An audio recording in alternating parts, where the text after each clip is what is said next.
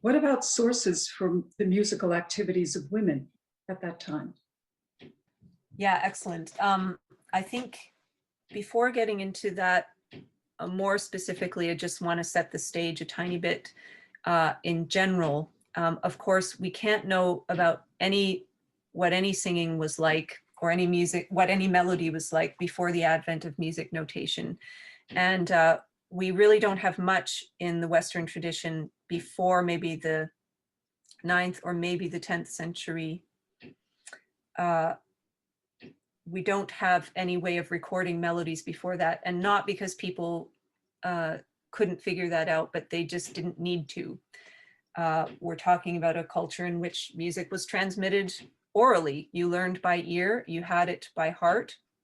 It's a very, very effective way to learn, and it makes you listen and integrate that into yourself in a very different way than if you read music off of a page.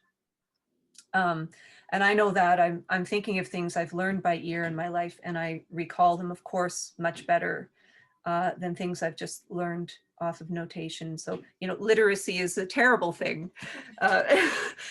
No, I'm kidding. We're lucky that we can have both, of course.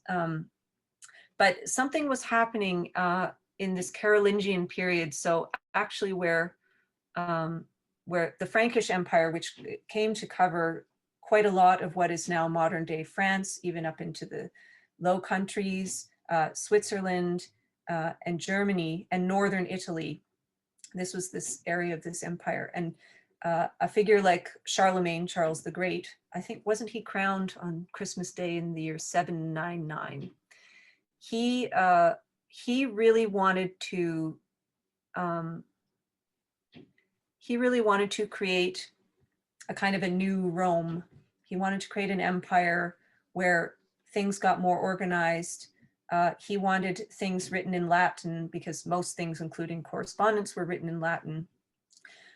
He wanted that Latin to be cleaned up and be more like classical Latin because, of course, since the decline and fall of the Roman Empire, Latin had been surviving and becoming all the Romance languages that we know now. So he wanted things to become more clear in that way. And a part of this project seems to have been standardizing how chant was sung. And this means, and it would be unavoidable, that as the music of Western Christendom sort of spread through Europe, because people grow up with their own traditional songs and their own musical cultures, chant developed into many different strands. And so Charlemagne's initiative was to get everybody singing the same chant. Now that never completely succeeded because humans can't be stopped from doing the things that they like. And that's quite nice too. It can be fascinating to compare the different traditions. But this corpus of Gregorian chant is what survived. So we have an oral tradition and then a way of writing music down. And thanks to this music being written down, that's when we start to be able to have a clue of what the melodies were like, whether it's a men's monastery or women's convent. Now, the first kind of notation, though, is a bit frustrating because it's just reminder notation for people who know things, who've learned all their music by ear. And in fact, in any convent or monastery where people could get a good education, where there was some money for that, you know, a young person coming in, let's say at age 12, would have to memorize all 150 Psalms within they said the quick ones learned it in 3 months and the slower ones learned them in 6 months. And that's a staggering amount of material. But that was more normal at that time. Now, you know, we have all our devices, you know, we've really outsourced our brains onto our mobile phones by now. We don't have to remember we don't even have to remember all our best friends' phone numbers anymore, which is a huge change from when I was younger. I used to know many phone numbers of my friends and people I needed to be in touch with. But this is a big deal, this development of notation. So just so that we can have an idea of what we would be looking at in some of the earliest form of music notation, we have at the top of the image, I've just cut out an antiphon for the season of Advent from something called the Hildegard, which is from Switzerland. And it's not the very earliest music notation we have, but it's one of the first books. Yeah, the Hildegard. Now I can't remember the exact date. I'm going to say around the year 1000. So we see what we have is the text written out very, very neatly. And then we have some of these lines and squiggles above. So we see that some pitches are being described, but we cannot sight read this melody because we can't see how any symbol relates to any of the others. I should call it a sign. We can't see how any of the signs relate to the others. Can you see me moving my cursor around? Very good. So we have an antiphon that's sung at Vespers 7 days before Christmas. Your choir may have sung some beautiful setting of the O antiphons, where on each day the antiphon starts with the word O, in this case, O sapientia, O wisdom, and they're all attributes of Christ who is about to be born. And we see a rubric, so an instruction written in this chant book in red. In proxima hebdomada, I don't know my Latin endings. In the 7 days leading up to the birth of Christ, I'm so ashamed, at Natus Vesper. Domini. Thank you, Natus Domini, of course it is. And then we see over here, so this chant book has been organized. Chant books are often organized in the order you need things in the liturgical year. So this is near the beginning of the book because at the season of Advent is the beginning of the church year. We see here a letter A that just is telling you this piece is an antiphon. And an antiphon is something that's sung, well, it can be a standalone piece, but it also leans against the singing of a psalm or a canticle, a biblical text. And you sing it at the beginning, and then you sing the psalm or the canticle, and then you sing the antiphon at the end again. So we know that that's what it is. And at Vespers, well, this could be sung before a psalm, but in this case, this special O antiphon is sung before the Magnificat. And I'm sure your choir has sung some beautiful settings of Magnificats. Yes. So you know exactly what I'm talking about. My soul doth magnify the Lord, and my spirit hath rejoiced in God my Savior. So this one talking about O wisdom, here is a modern transcription made by the monks of Salem. That was a project that started in the 19th century when people started to discover medieval manuscripts and, you know, all kinds of architectural ruins of centuries past. And they all started wondering, what is all of this and what can we make of it? And also, who are we as a people? You know, the 19th century is when people started to talk about nations, you know, who are the French? Whereas beforehand, I think people thought more of their region. So thanks to these monks of Salem in northern France, they got very interested in all these chant books they were finding all over the place. And they were asking, what did chant sound like? And of course, by the 19th century, chant was a broken tradition. No tradition stays the same anyway. It's not like chant from the year 1000 stayed the same even by the year 1200. But they started trying to figure out, oh my gosh, what are all these dots and squiggles? And then they printed a book called the Liber Usualis as a result of all of this, bringing together all the chants you need for the liturgical year, but printed. So whereas this is from a manuscript, meaning written by hand, here is Gregorian chant represented by a printing press. And you still see, here they say ant, that's serving the same function as this letter A over here, telling you it's an antiphon. They're telling you that this is the second tone. You sing the Magnificat to tone 2 with ending D. We don't need to worry about that so much. But because this melody was written down in later manuscripts where they started plotting all these signs onto 1, 2, 3, 4 or more lines. That's when we start to be able to read the melodies. But before that, we don't know. So if we look at these a little bit, well, okay. If we look down here at the printed version, we see this thing, well, we see the letter O, O sapientia, O wisdom, who from the mouth of the Most High, who came forth from the mouth of the Most High,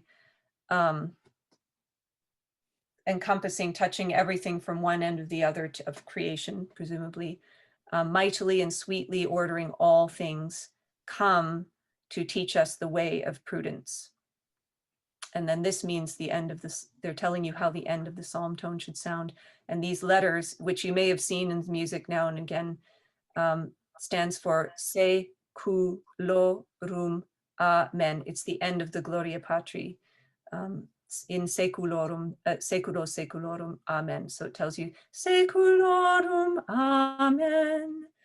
Anyway, so we know as this kept being written down in later and later manuscripts that could get more precise, we know the melody could be O sapientia. Now, how do I know how the tones and semitones are organized? Well, there is a clef. This represents the medieval handwriting of a letter F. And it's biting down over this second line from the top, meaning that that line is F. So then you can figure out, well then, F, E, D, the first note must be a C. It doesn't mean it has to be the C on the piano, but it just means it has to relate. You can start on whatever note you want. O sapientia. Here is this plica that Marcia mentioned a while back.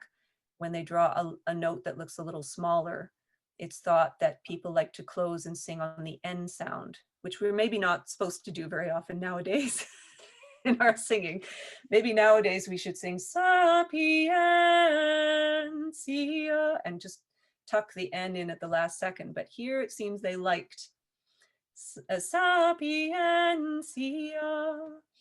And now if we just look up here in the Hildegard, we have a kind of a check mark thing, which is 2 notes.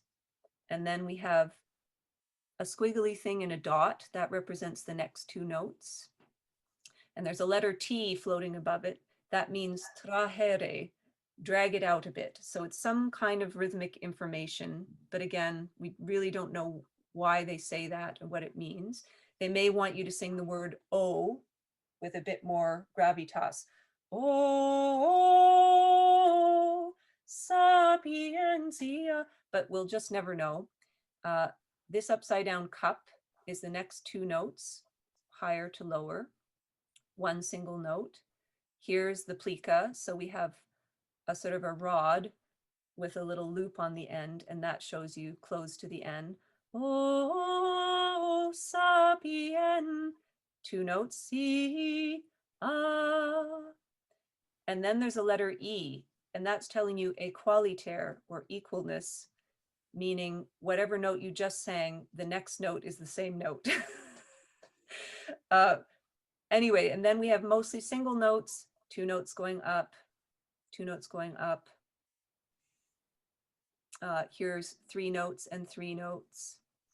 So there's quite a lot of information there, but until it's plotted on a series of lines with a clef, we cannot read it. So we do have some music from the past where we know it's describing a melody, but because we can't find a later example of it, we can't know what the melody sounds like, which is very frustrating. It's right there, but we can never know what it sounds like. But Marcia, you had asked the wider question, how can we know what people were singing? Wait, I need to stop sharing the screen. More specifically, how do we know what women were singing? How do we know what women were singing?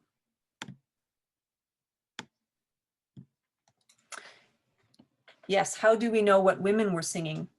Well, largely that has to do with certain books being produced in certain convents. You know, in Hildegard of Bingen's case, famous example, we know those belong to her.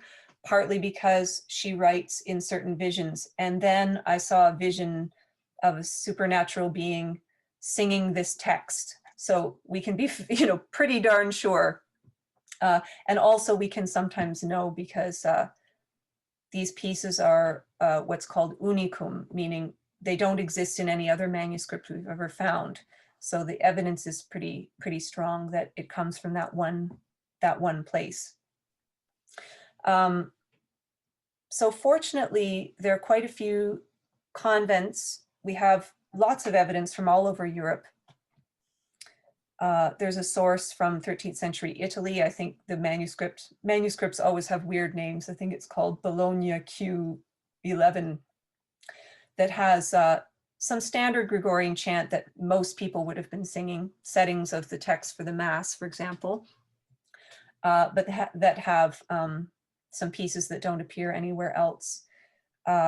In Hildegard's time, there was another quite powerful abbess in Germany, Herod von Hohenburg, and she compiled a manuscript, and we know that it was compiled under her supervision, called Hortus Deliciarum, the Garden of Delights.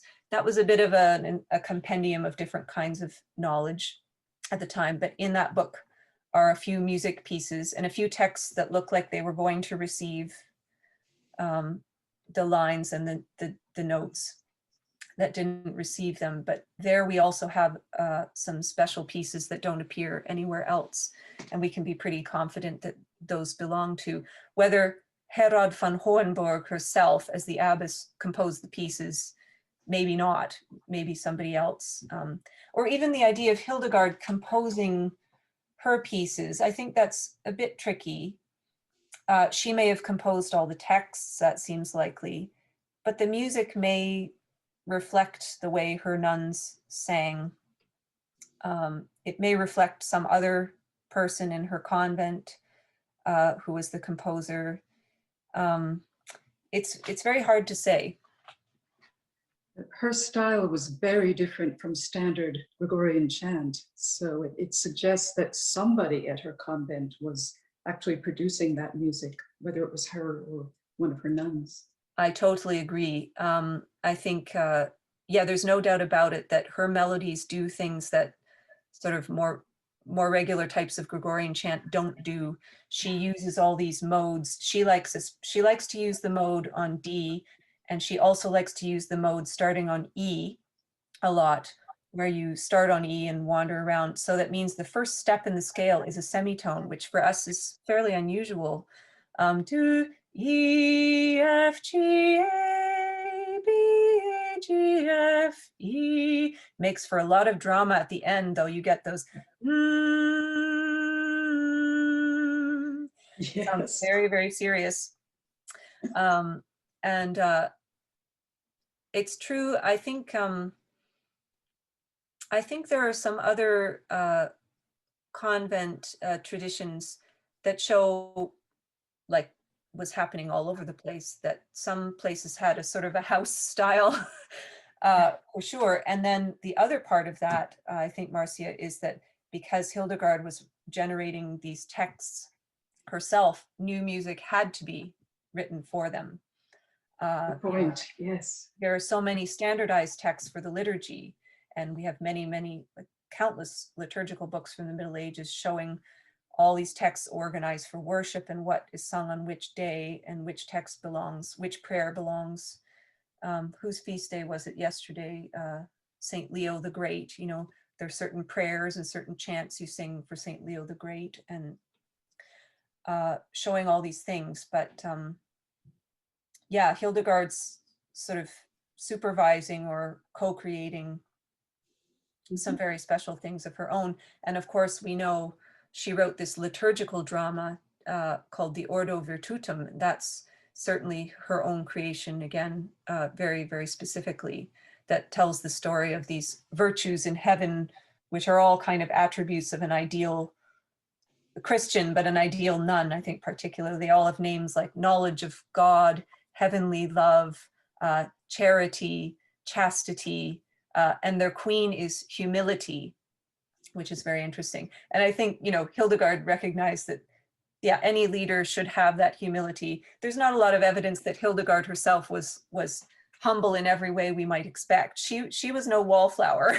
she had authority and opinions, and Yes. that was no problem for her. She argued with the Pope a lot.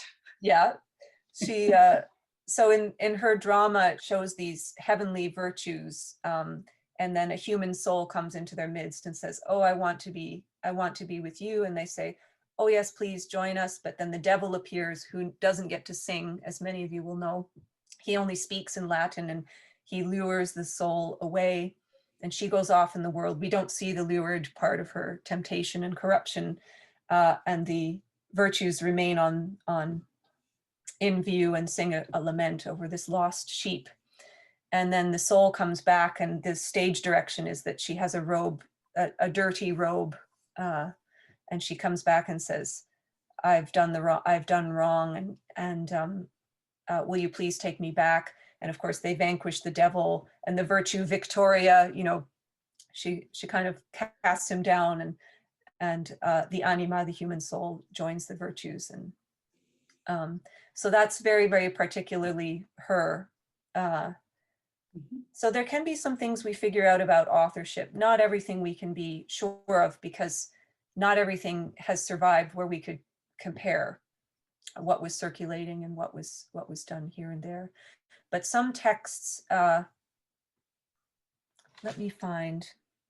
First of all, I'd meant to hold up. I'm lucky to own a facsimile of Hildegard's bigger manuscript called the Riesencodex. That's a later name. She didn't give it that name. But this is the size that the book would be, and it contains photos of the manuscript.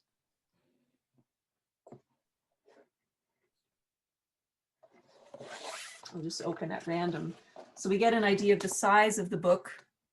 There's a lot of information on every page, and it's very, very neatly done. I was very lucky. A friend of mine got this for me. I'll show you a close-up of, let me show you a close-up here from this very book. And you can see, because not every medieval manuscript is created equal. Depends on how much money and time you have and expertise, how many colors of ink you can afford. So we have in the Middle Ages some manuscripts that are mind-blowing. They're just covered with beauty, and in the margins, and the initials are illuminated with many colors and gold leaf. This is simpler, but it's very, very well done. It's very clear. We can, well, I mean, people back then, it's not as easy for us, but the script is quite clear. We can read quia, ergo, femina. They don't dot the I. That would help a lot. Sometimes you can't tell. There's F-E-M-I-N-A, but oh gosh, where does the M-I or N start or end? Gosh. Quia, the ergo. classic on that one is minimum. Minimum, No that's dots. right. Good luck to us all. Good luck to us all. Quia ergo femina mortem, you know, for our taste, we would want a hyphen in there. Mortem instruxit, the word finishes over here. Clara, virgo, illum, interemet. This is an antiphon that was generated by Hildegard or her community, probably to be sung at a Marian feast. And it uses that whole idea that I think would be particularly interesting for women monastics, the idea that that when a woman was chosen to bear the divine logos, that she reversed what happened at the very beginning of the story, where Eve took the apple from the serpent and got them kicked out of the Garden of Eden, which has always seemed very unfair to me. Like, Eve had to be beguiled by the serpent. He had to make arguments to her and say, yeah, I think you should try this. And she had to say, oh, well, let me think about that. And then he tricks her. And then Adam comes along and she's like, here, try this. He says, okay.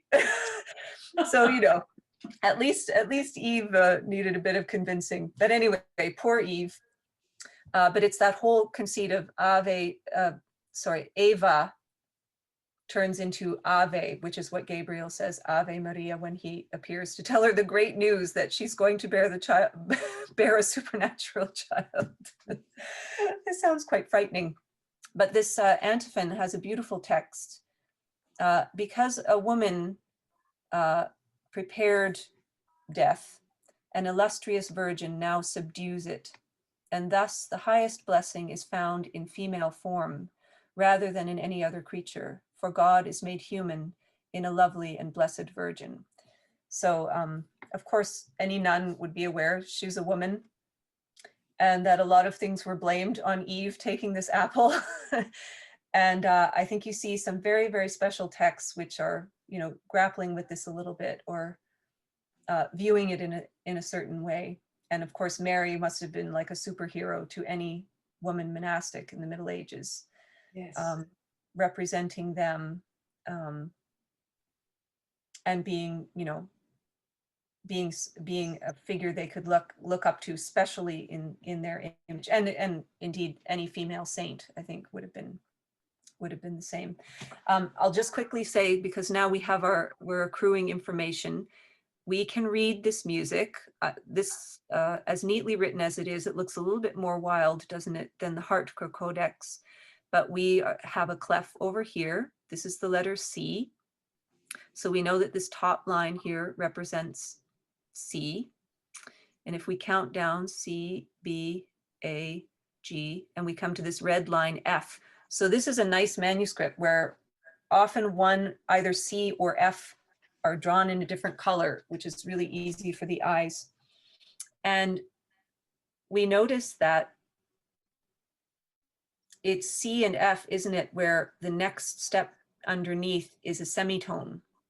And that's very important information because the rest of the intervals are tones. That's why we need clefs. We need to know where the tones and semitones are. So medieval manuscripts show this often quite clearly. And I notice I have a colleague here in Toronto who plays Baroque harp, Julia Seeger-Scott, who's so wonderful. And she can tell you all her harps have the C and the F strings are colored. I can't remember which color, blue and red or brown and red. But again, it's just like a medieval music staff, put in your hands. You need that information of where the semitones are. We're going to hear this beautiful piece sung by the group Sequentia, who did a great deal of work on Hildegard's manuscript.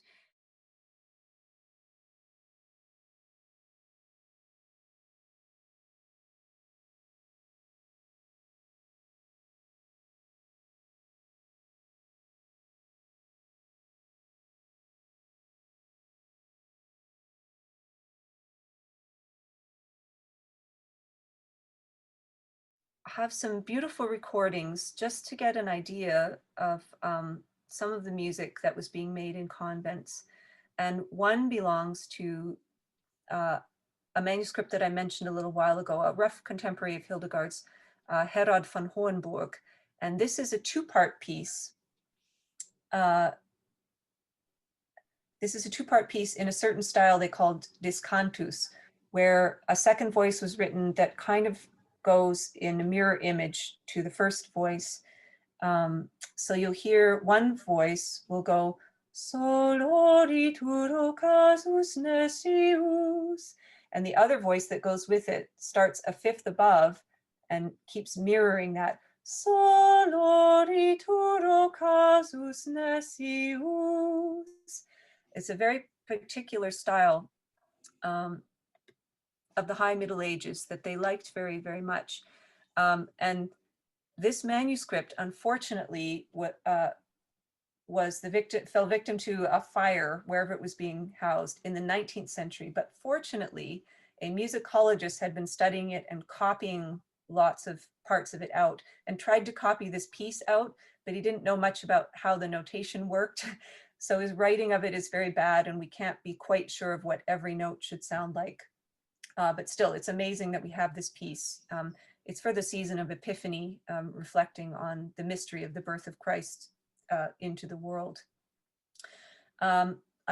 speaking of polyphony, because of course there's so much medieval music that's just monophonic, meaning just one melody that everybody sings together. And I think it stayed that way for quite a long time because this idea that prayer and singing as a form of prayer is supposed to draw you into closer unity with God being, you know, the unmoved mover of all things. God is perfect eternal stillness in a way. And so there's the idea that by being together in everything, you are being drawn into that. But of course, humans can't be stopped. And as they heard their sounds ringing in their stone and wooden liturgical spaces, they would sometimes hear harmonies, and they started to like that.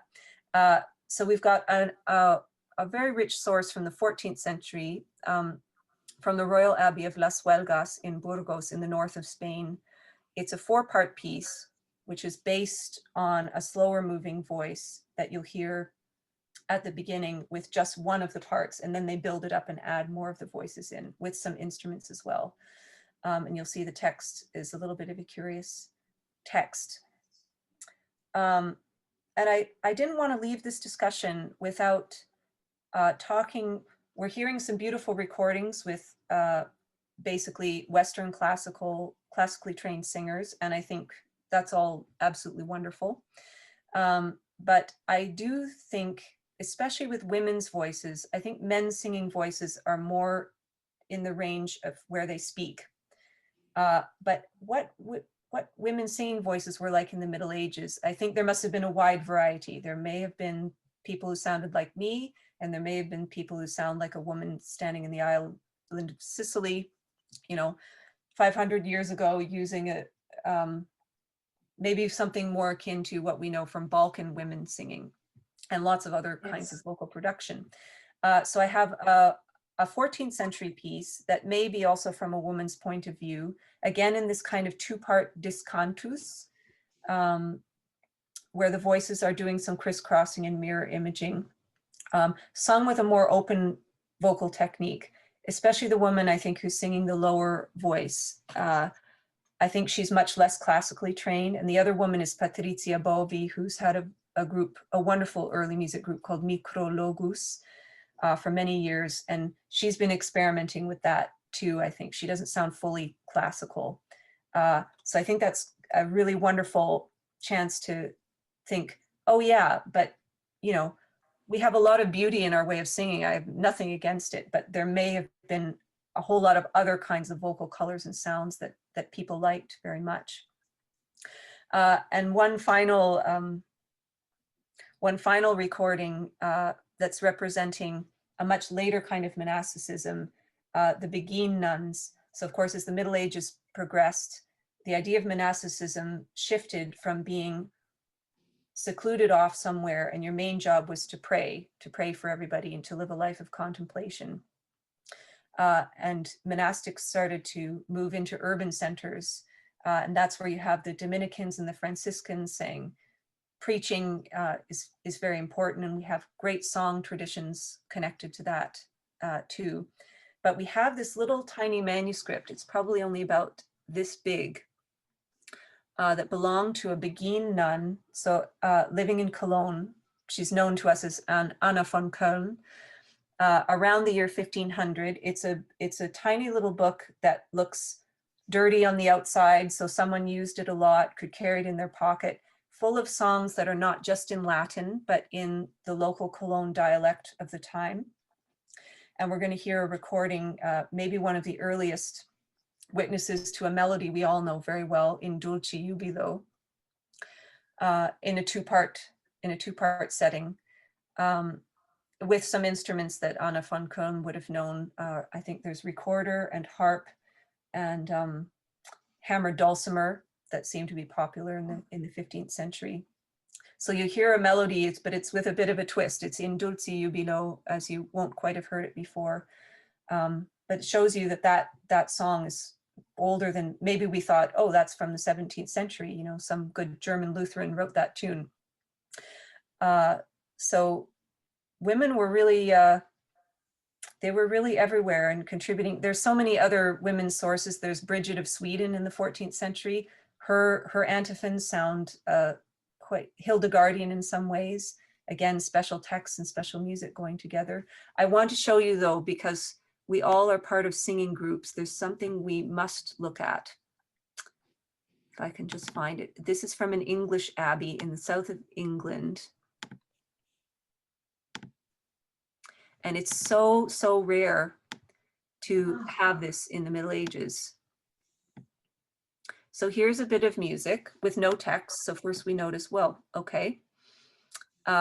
It's hard to see because of the quality. Here is a C clef over here. So if we just try to imagine what this first note is, C, B, H, E. And if we follow follow the dancing boxes, da, dee, da, dum, da, da, do, dee, da, do, da, dee, do, da, da, dee, do, da, dee, do, da, da, da, oops.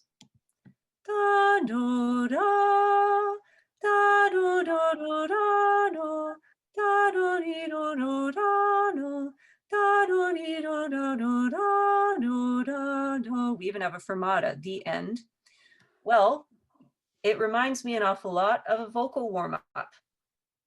So I think the nuns of Wherwell Abbey in the 14th century, they had a vocal warm-up.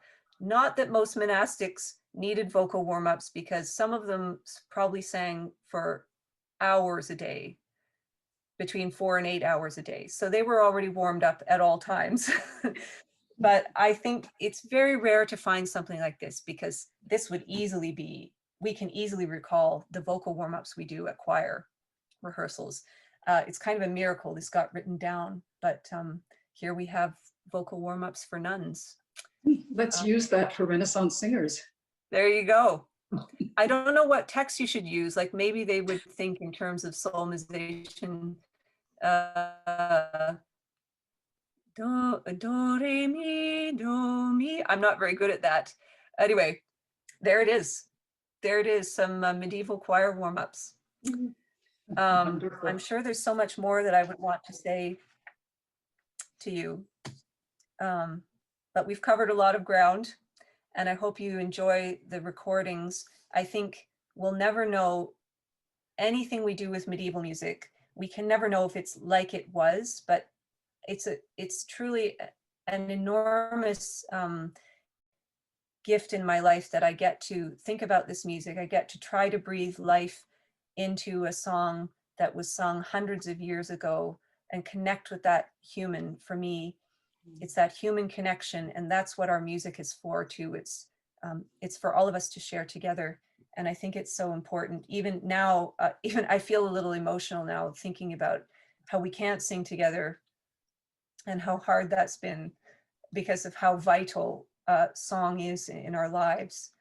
And I feel so unbelievably privileged that I get to think about these treasures left to us from people of the past who are living the same kinds of lives, and some of them living through plagues as we are now.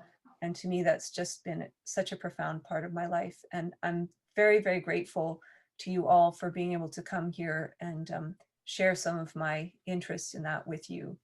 And I wish you all the very best with your, what look like just wonderful seasons of music making. And may you go on for another 50 years and beyond, because we need the arts, and we need you, and we need early music. And so I just, yeah, I wish you all the very best, and thank you so, so much. Katherine, thank you for this fascinating contribution to our series. My pleasure. Thank you.